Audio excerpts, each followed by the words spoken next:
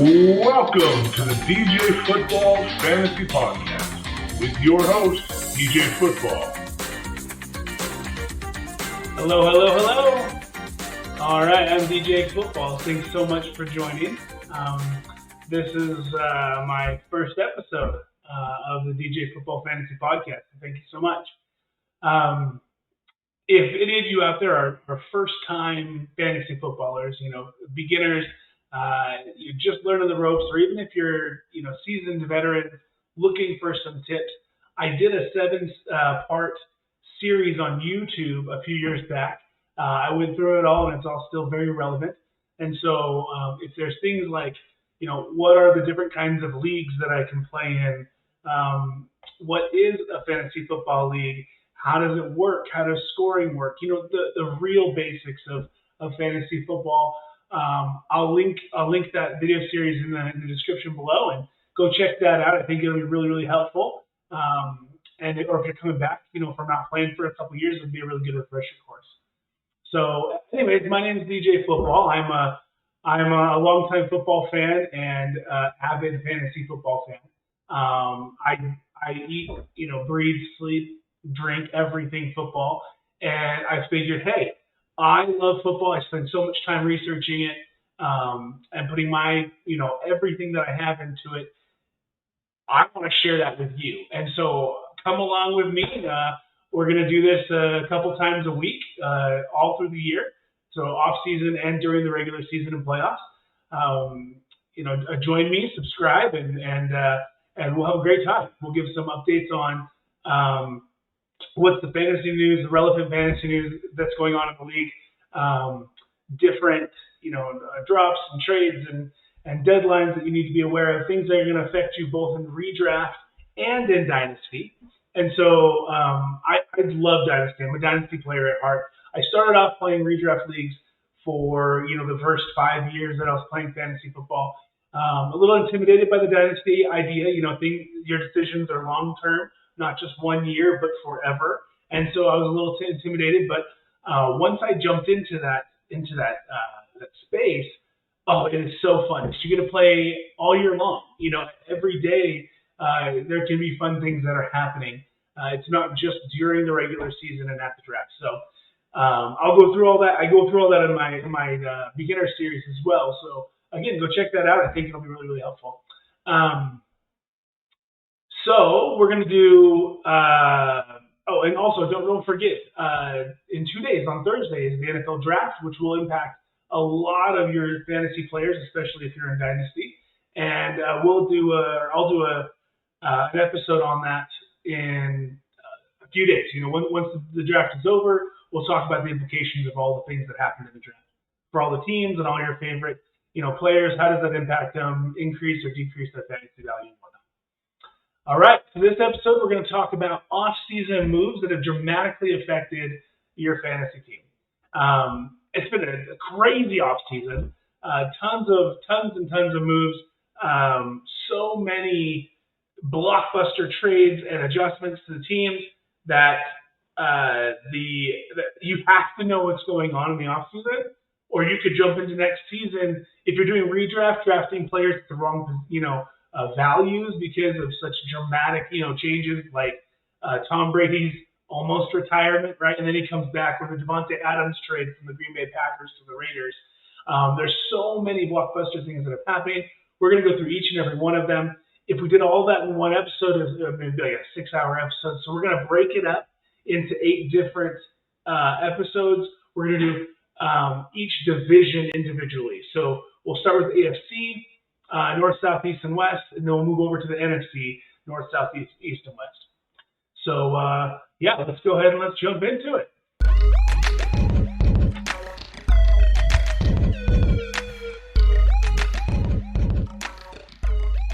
All right. So the first team that we're going to talk about in the AFC North is the Baltimore Ravens. So we've got Baltimore Ravens have been kind of quiet this offseason, especially in comparison to some other big-name teams.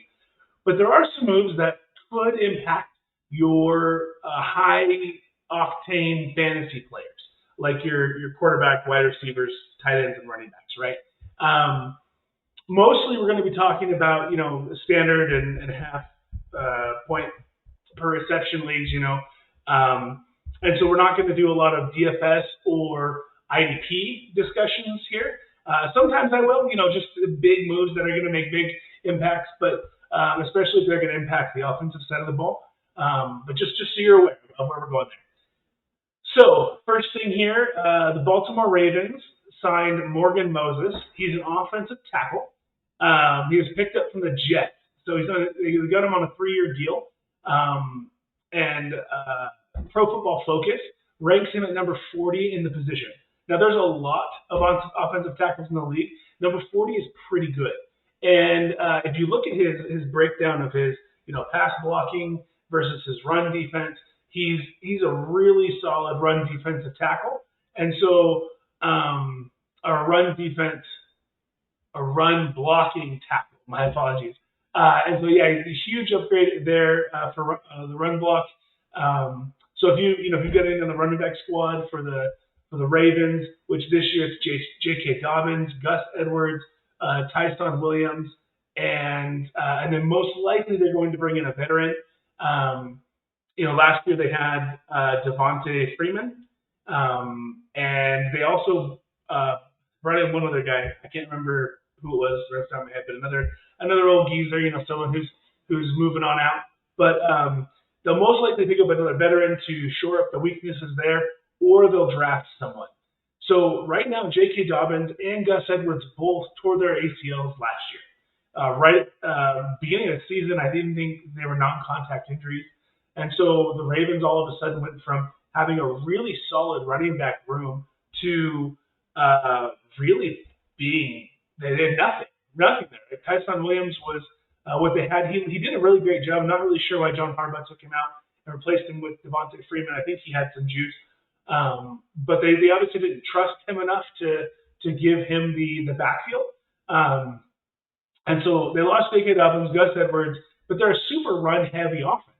And so they've got, these two great running backs. J.K. Dobbins was just, expected to be the superstar, but they're not ready yet. They're not healthy yet. And so coming off of those injuries, they're still working their way back, hoping to be ready by week 1, and working through training camp, but there's no guarantee. And plus they're learning a lesson here similar to what the 49ers were learning, right? 49ers run through or cycle through running backs every week, it seems, is that you have to have depth at the position. You have to have more than one running back. Unfortunately, that hurts us in fantasy football because you can't count on one single running back to get all the points there. But J.K. Dobbins and Gus Edwards, if you own them in your dynasty league, I don't know if you can count on them right out of the gates. You might want to pick up the guy they draft or the veteran that they pick up to babysit that position for the Baltimore Ravens, because whoever is starting, whoever's at the top of the depth chart for the Baltimore Ravens is going to have massive value. They're just going to. The Baltimore Ravens are super run-heavy offense. They love running the ball. Lamar Jackson just does soak up a lot of those rushing yards, but the running backs still get tons of points each and every week. And if they're limited at that position, the person who's leading that backfield is going to get a lot of value. So make sure that you're aware of who's starting there and be ready to pivot when J.K. Dobbins is healthy, when Gus Edwards is healthy, because those two are the guys that they want to go to, right, if they're healthy. So one of the other offseason moves that they made is they locked up head coach John Harbaugh for another 3 years. He's been doing a really great job the last little while, but so nothing will be changing dramatically in that position. So that's the Baltimore Ravens as of today. We'll give you updates as the offseason moves along. When new things happen, we'll update you as that happens. So let's move on to the Cincinnati Bengals.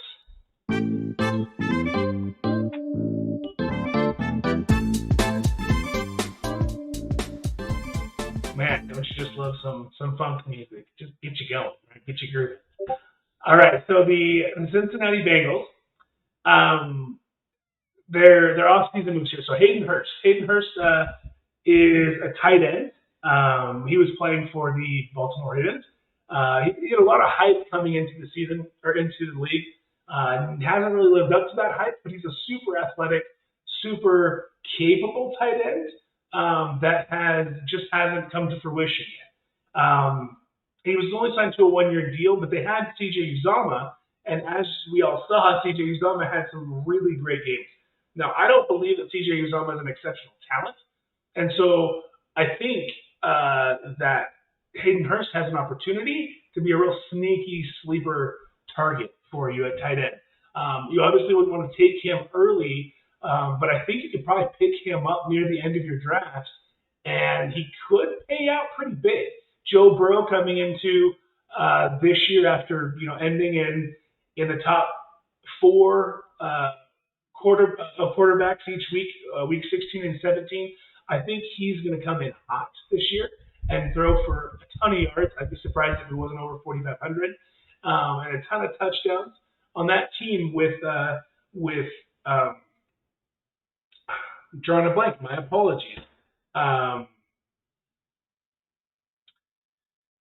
come back to that. But with their high-powered offense, Joe Mixon and their new superstar wide receiver and T. Higgins, they're going to have touchdown opportunity, and that's where the tight end, these big tight ends, thrive. They're going to have a lot of goal line opportunities and giving Joe Burrow the opportunity to throw the ball. You're going to have similar opportunities for Joe Mixon there too, but I think Hayden Hurst could be a sneaky sleeper there. So next we have La'el Collins. He's an offensive tackle. The Bengals picked him up on a 3-year deal. He's top 15 at the position. So what that means is that out of all the tackles in the league, he's the 15th best. And so he's a run blocking specialist. He's one of the best run blocking tackles in the game. And what that means is that with that special talent on the line, you have huge added value to Joe Mixon. One of the biggest issues that the Bengals struggled with this last year was pass protection for Joe Burrow and making holes for the running back. And so you saw a lot of passing touchdowns just because Joe Burrow is capable and can run from the pass rush. But you didn't see a lot of opportunity for Joe Mixon because he kept getting hit in the backfield.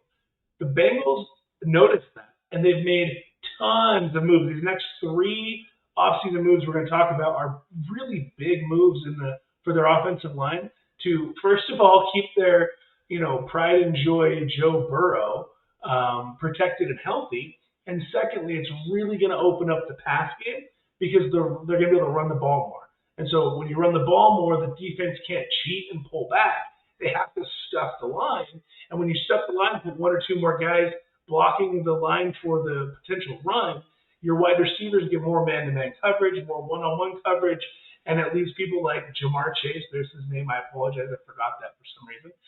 People like Jamar Chase and T. Higgins have an opportunity to get wide open when you have that much talent on the outside.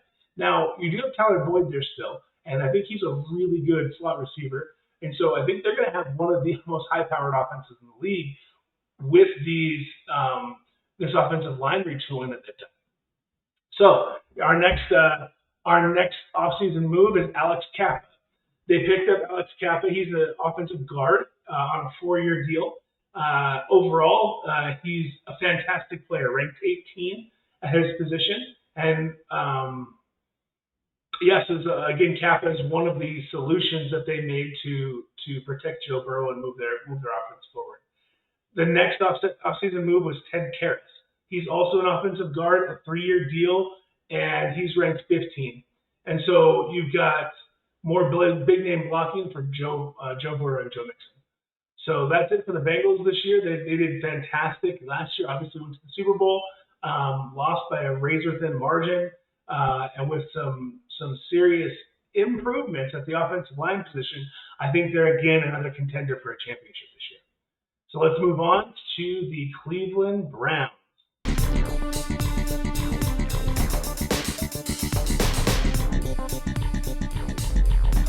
All right, so Cleveland Browns. What we've got here is one of the biggest trades in NFL history. So you've got Deshaun Watson, who was on the Texans, I'll briefly go over his situation. So he was on the Texans, right? He wanted to be traded. Last year, they didn't want to trade him. They said that they required 3 first-round picks to get rid of him. Then there were a ton of allegations that came out against him, sexual misconduct allegations. And so then there were court cases and potential of having criminal charges pressed against him. Anyways, all of that is all of the legal ramifications of that on a federal level are settled. No legal ramifications. He's not going to go to jail, but there's still civil suits being charged against him. And a lot of times, history has shown that these civil suits usually end in a 6-game suspension for these quarterbacks. And so most likely he's going to have a 6-game suspension. It doesn't necessarily have to be at the beginning of this year, but it could be, right, depending on how quickly they turn it around. If they don't make a decision until the midway through the year, they could even wait till 2023 to issue the suspension, or it could, affect the first 6 games of the year. And we don't know that that's going to happen, but most likely history has shown that that's the case. So if you're looking at drafting Deshaun Watson, be careful. Be aware that don't draft him at his ceiling, because his ceiling is no suspension and plays well. I think he's going to be fantastic. But if you lose 6 weeks from him this season, he's not going to, give you the draft capital that you invested in him. So be aware of what you're spending on him and factor in the fact that he could be missing a third of the year. And also the bye week doesn't count toward that. So say his bye week is week 6, you wouldn't get him back until week 8. He'd miss 1 through 5, 6 for the bye week, 7, and then you'd get him back 8. So his trade was massive. He traded. The Browns received Deshaun Watson and a 2024 6th-round pick, and what they gave up was 3 first-round picks, a 2022, 2023, and a 2024 first-round pick, a 3rd-rounder in 2023, 2 4th-rounders, one in 22 and one in 24, and $230 million fully guaranteed on a 5-year contract. And so this is the largest blockbuster trade and contract ever by an NFL player. The biggest deal being the fully guaranteed money over 5 years. And so I believe that once all this legal stuff gets cleared up, this puts the Cleveland Browns in immediate contention for the division. And not only that, I think they have enough talent between Watson, and we're going to talk about the next one here, Amari Cooper, and you've got the tandem of Nick Chubb and Kareem Hunt. I think they have enough talent, and David Njoku, to compete for a title. I think that they could take the championship if Deshaun Watson can get on the same page as these guys, because there's so much talent there. There has been for years, but I think the big hiccup was the quarterback. I don't think that they had enough talent at the quarterback position, and now they do. And so, yeah, that's what I believe. The next piece of off-season drama here was the pickup of Amari Cooper from the Dallas Cowboys. Now, I think that's a good trade, but I feel like they just took him. They just stole him. The Dallas Cowboys only got a 5th-round pick and then swapped up in the 6th round with the Browns. I don't know how they pulled that off. Probably a salary cap issue. But they only gave him a 5th-round pick and a slightly worse 6th-round pick this year to bring him there. Now, Amari Cooper is going to be 28 in June, and so he is getting a little bit older. Studies have shown that wide receivers tend to hit their elite production from 25 to 28, and so then they start to taper off at that point, right? You get 1 to 2 years more of good production, and then they start to lose it, and but they don't have that elite production anymore. So he's nearing the end of his elite production years. But I do believe that with Deshaun Watson throwing in the ball, just like with DeAndre Hopkins and having Kyler Murray there, you can get another 1 to 2 years of very productive year, very, very heavily productive fantasy years out of him. So don't let that scare you off. I think this year he's going to be undervalued because of the position or the team change and his previous year's poor production. I think you're going to be able to get a lot more out of Amari Cooper than than most people are believing you will. So keep an eye on him. I would say draft him slightly higher than his ADP, his average draft position, to give you an opportunity to pick up a possible wide receiver one a little bit later in the draft. So he's the obvious one on that team. There's no one else who's going to outperform him, minus injury. Then the Browns went out. They also got Jakeem Grant. Jakeem Grant came from the Miami Dolphins. He was pretty good, really fast, really elusive running back. He played a lot of the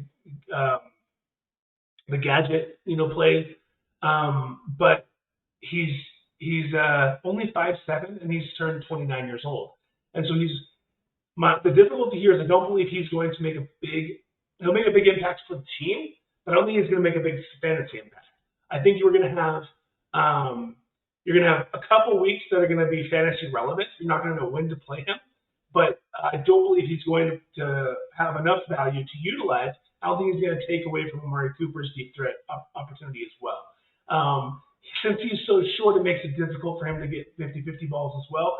And so unless Deshaun Watson's putting that ball right on him, it makes it more difficult. And his catch radius is smaller as well.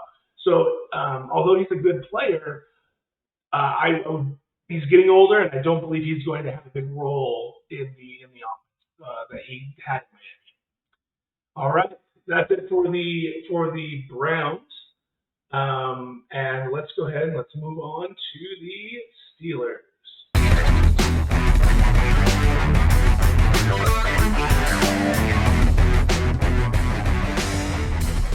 Okay, the Pittsburgh Steelers. So, Pittsburgh Steelers, great team, right? Superstar talent all over the place for the last, who knows, 6-7 years. With Antonio Brown, Le'Veon Bell, Ben Roethlisberger, you have all the superstar talent. They haven't been able to put it all together, right? There's always been some sort of hiccup. And so now with Big Ben, retiring, and Antonio Brown leaving the team a few years ago, Le'Veon Bell leaving the team a few years ago, they've shored up some of their weaknesses there. They've got Najee Harris, Deontay Johnson, Chase Claypool. They've got a really good offense they're starting up again. Mike Tomlin's done a good job of keeping that offense moving along, even though they have large talent leaving. But the big piece that is going to, I think, hinder them is their quarterbacking. So obviously a Hall of Fame quarterback like Ben Roethlisberger, he's going to, even when he's old and not playing at his best, he's going to be more effective for decision making and for the team in general than a middling of the pack quarterback or a rookie. And so they brought in Mitchell Trubisky, and they give him a 2-year deal. And I think he can come in and he can be all right. He had some flash games for the Bears. But I don't think he's the answer, right? There's two possibilities here. One, Matt Nagy really held him back, and we didn't get to see the full potential of Mitch Trubisky. And if that's the case, maybe the Steelers can unlock that and extend his contract, and maybe he will be the franchise quarterback. I don't see that being the case. I think what's going to happen here, you're going to have them draft a quarterback, play Mitch Trubisky as the starter for the first year, get the rookie's feet wet, and then start, their franchise quarterback, or what they believe to be their franchise quarterback, the year after this one. So I think that's probably the case. I hope Mitch Trubisky can at least, feed their top fantasy options for you. He does run, which gives him more opportunities to get the ball downfield than Big Ben, but he doesn't throw as well. And so you're going to have kind of he's probably a decent fantasy option because of his legs and because of how the offense that can move the ball. But I think Deontay Johnson's still going to get his, and Najee Harris is of course going to get his. And so I think the offense is still, as a whole, going to be a decent fantasy option for you. Next, you've got James Daniels was brought in. He's an offensive guard on a 3-year deal. He's ranked in the top 20. He's ranked 19 at the position. And so he's a really good pass blocker.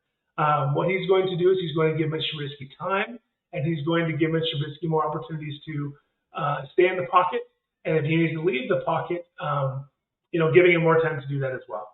And then Mason Cole is a center. What the Steelers drafted Kendrick Green last year, hoping to have him replace, Marquise Pouncey, their Hall of Fame center. But Kendrick Green just didn't perform the way they wanted to, and so they went out and picked up Mason Cole. Mason Cole's a good replacement, and that should give a big bump to Najee Harris. One of the biggest issues Najee Harris had last year was the reason he did so well was the volume that he was given, but his yards per carry and his efficiency were really low.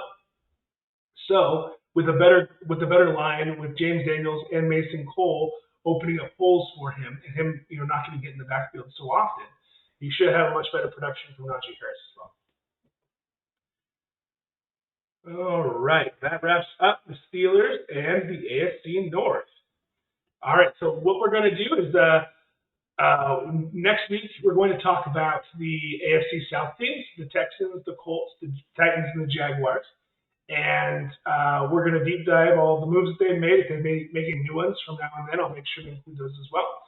And the NFL draft is happening in 2 days on Thursday, so make sure to tune into that. We'll cover, we're looking at doing two episodes a week, so we'll cover one of our episodes next week. Will be on all of the fallout and all of the benefits that come from the draft and how these teams are going to utilize these players.